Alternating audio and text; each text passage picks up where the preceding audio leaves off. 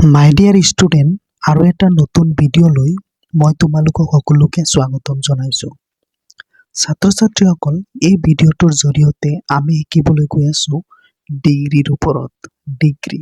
Degree কাক বোলে, degree কেই প্ৰকাৰ আৰু কি কি, এই গোটেইখিনি এই ভিডিঅ'টোৰ জৰিয়তে আমি জানিবলৈ গৈ আছোঁ। তো তোমালোকে ধুনীয়াকৈ ভিডিঅ'টো শেষলৈকে চাই থাকিবা। তো চোৱা, 1 নম্বৰ কুৱেশ্যন মই লিখি লৈছোঁ, ডিগ্ৰী কাক বোলে। তো ডিগ্ৰী কাক বোলে এইটো আমি প্ৰথমতে জানিলোঁ।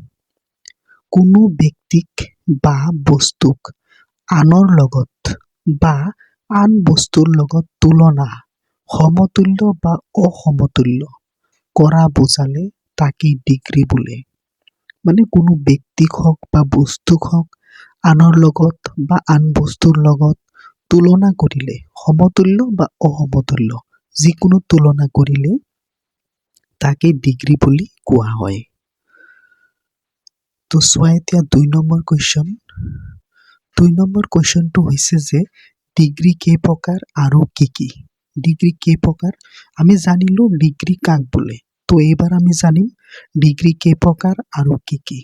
তো চোৱা, ডিগ্ৰী 3 প্ৰকাৰ। যেনে 1 নম্বৰত আছে পজিটিভ ডিগ্ৰী। পজিটিভ ডিগ্ৰী, তো এক্সাম্পল দিলে তোমালোকে ধুনীয়াকৈ বুজি পাবা।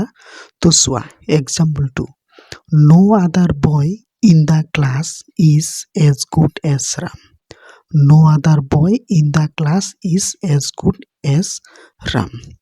পজিটিভ ডিগ্ৰী, এইটো হ'ল পজিটিভ ডিগ্ৰীৰ এক্সাম্পল। আৰু 2 নম্বৰ প্ৰকাৰটো হৈছে কম্পাৰেটিভ ডিগ্ৰী। কম্পাৰেটিভ ডিগ্ৰী, এটা এক্সাম্পলটো দিলে তোমালোকে ধুনীয়াকৈ বুজিব পাৰিবা। Ram is better than any other boy in the class. এইটো হ'ল কম্পাৰেটিভ ডিগ্ৰী। 3 নম্বৰত আছে ছুপাৰলেটিভ ডিগ্ৰী।